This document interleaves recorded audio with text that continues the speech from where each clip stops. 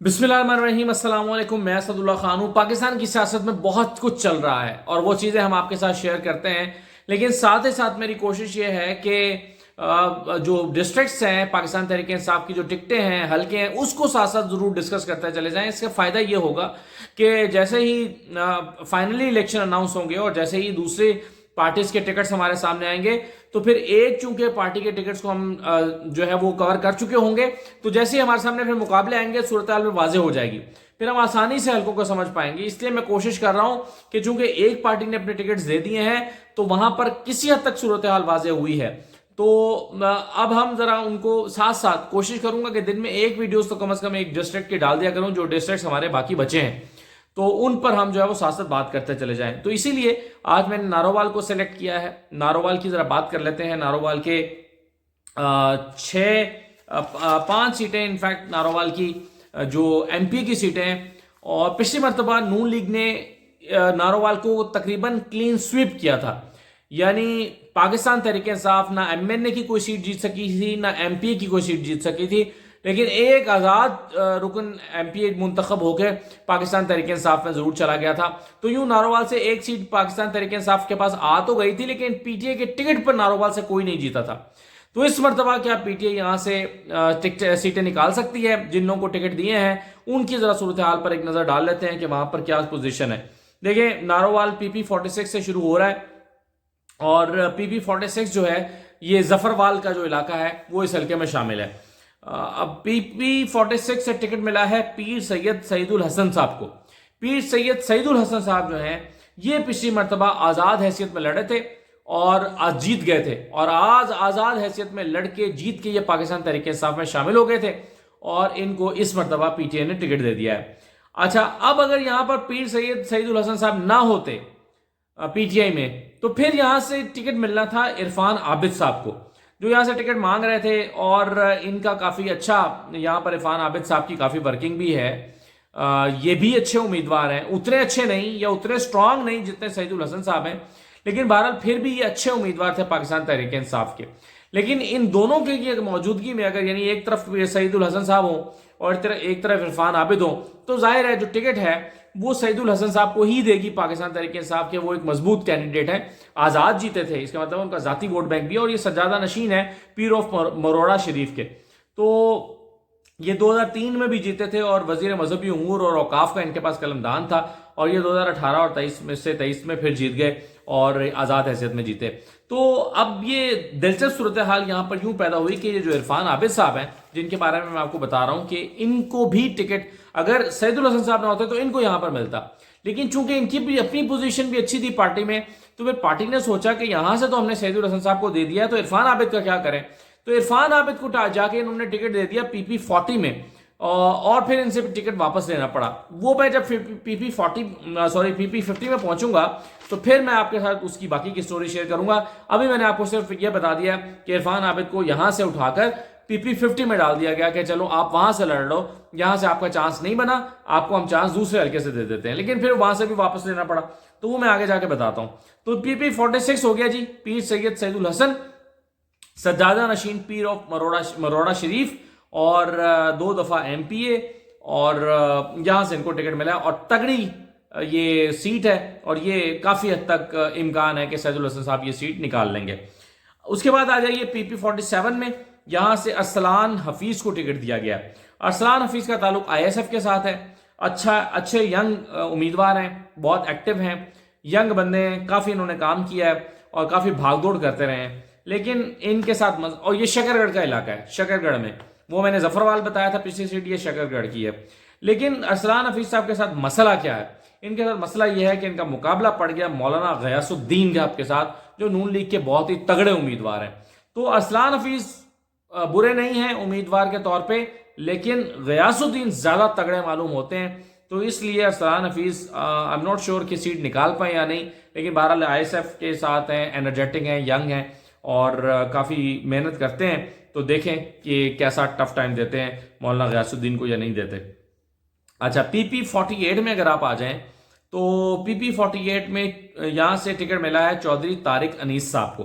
अच्छा, ये PP48 ये एहसन इकबाल साहब के नीचे जो हल्के आते हैं PP48 49 उसमें आते हैं, और ये नारोवाल शहर और थोड़ा सा इसका कुछ साइड का एरिया, देहाती एरिया इसमें शामिल है। और एहसन इकबाल साहब के नीचे यानी अबरारुल हक साहब के नीचे, एहसन इकबाल का मुकाबला अबरारुल हक के साथ होता है, तो अबरारुल हक के नीचे जो 2 सीटें बनेंगी और कुछ हिस्सा तीसरी सीट का भी आता है, PP50 का भी, जहां से अफजाल महेश लड़ रहे हैं।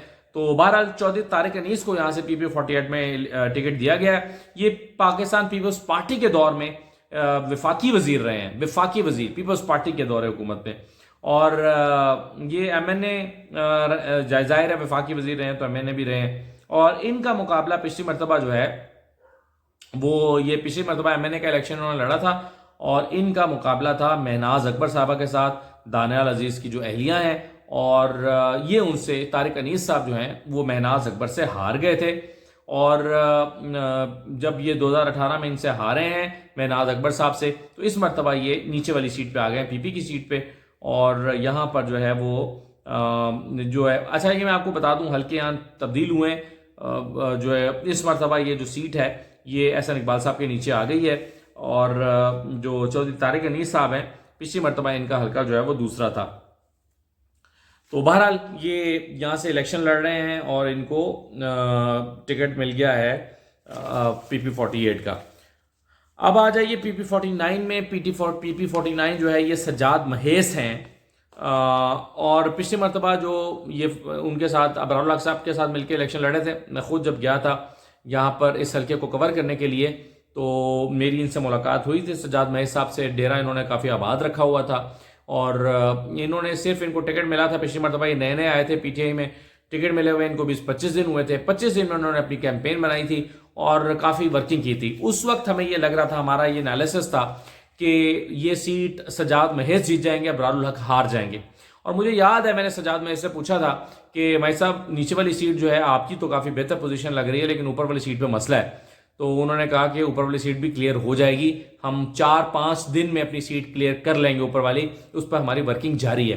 तो बेसिकली सज्जाद महेश ही थे जो अबरारुल हक की सीट को जो है वो भी सपोर्ट कर रहे थे और उनकी सारी स्ट्रैटेजी बना रहे थे और ख़ुद अपनी जो है वो भी स्ट्रैटेजी बना रहे थे। और इन्होंने कोई 44,000 वोट भी हासिल किया। अगरचे जीतने वाले उम्मीदवार से 15,000 वोट कम थे इनके, लेकिन इनके बारे में समझा जाता है कि इनके पास उतना टाइम नहीं था, थोड़े दिन हुए थे इनको टिकट मिला था और तकरीबन 20-25 दिन इन्होंने अपनी कैंपेन बनाई थी। तो अब उसके बाद 5 साल ये काफ़ी एक्टिव रहे हैं। तो इस मरतबा उम्मीद है कि सज्जाद महेश जो है वो काफ़ी टफ टाइम दे सकते हैं अपने हरीफ को और काफ़ी बेहतर मुकाबला कर सकते हैं और सीट भी निकाल सकते हैं। पैसे शैसे इनके पास ठीक हैं, डेरा इनका आबाद है और जो प्रॉपर्टी का ये काम करते रहे हैं। तो बहरहाल सज्जाद महेश जो हैं वो एक तगड़े उम्मीदवार अब कंसिडर होते हैं। फिर आ जाइए PP50 में। अब PP50 मैंने आपको बताया ये मुरीद के रोड का इलाका है और यहाँ पर इरफान आबिद को पहले टिकट दिया गया। अच्छा, अब इरफान आबिद की जो वर्किंग है वो सारी की सारी 46 में है, जफरवाल के इलाके में।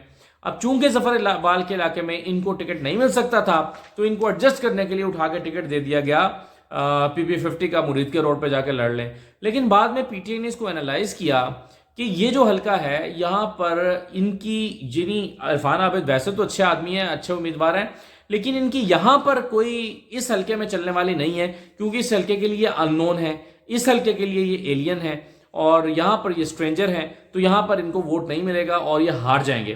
तो अगर इनको अपने हल्के में नहीं मिल रहा तो यहाँ पर तो बिल्कुल नहीं मिलना चाहिए। तो यही सोचकर इनसे टिकट वापस ले लिया गया और टिकट फिर मिला है अफजाल महेश को। अब अफजाल महेश जो है इन्होंने 2018 में TLP से इलेक्शन लड़ा था और उसके बाद जो है वो ये अभी थोड़ा सा वो PTI में आए हैं और दुबई में इनका बिजनेस एजेंस है, पैसा शैसे इनके पास ठीक हैं और अफजाल महेश जो है वो PP50 से इलेक्शन लड़ रहे हैं। तो ये सूरत हाल नारोवाल की है। नारोवाल में अब अगर आप देखें तो पीर सईदुल हसन साहब जो हैं ये तो सीधी सीट निकालने की पोजीशन में है और चौधरी तारिक अनीस पहले ऊपर लड़े हैं, मैंने अब नीचे आए हैं, तो उम्मीद है कि ये सीट निकाल सकते हैं और सज्जाद महेश भी सीट निकाल सकते हैं। तो ये कम से कम 3 सीटें जो हैं ये तो PTI को निकालनी चाहिए। फिर अफजाल महेश को भी जोर लगाना चाहिए और वहाँ पर भी अब देखना ये है कि अफजाल महेश के मुकाबले में कौन आता है PMLN से। लेकिन बहरहाल ये नारोवाल की सूरत हाल है जी। नारोवाल में टिकटें ठीक मिली हैं, कोई रौला ज़्यादा नहीं है, सिवाय एक इरफान आबिद साहब का मसला था। लेकिन इरफान आबिद का मसला ये है कि अगर पीर सईद सईदुल हसन के मुकाबले में टिकट मांगेंगे तो जाहिर है सईदुल हसन ही को मिलना था टिकट, और फिर वैसे भी वो 5 साल पीटीआई के साथ एमपी रहे हैं तो उनका टिकट उन्हीं का बनता था, इस पर कोई इख्तलाफ किसी को नहीं है। तो ये नारोवाल है जी, मैंने आपके सामने ज़रा ये रख दिया है मोटा मोटा। इजाज़त दीजिए, अल्लाह हाफिज़।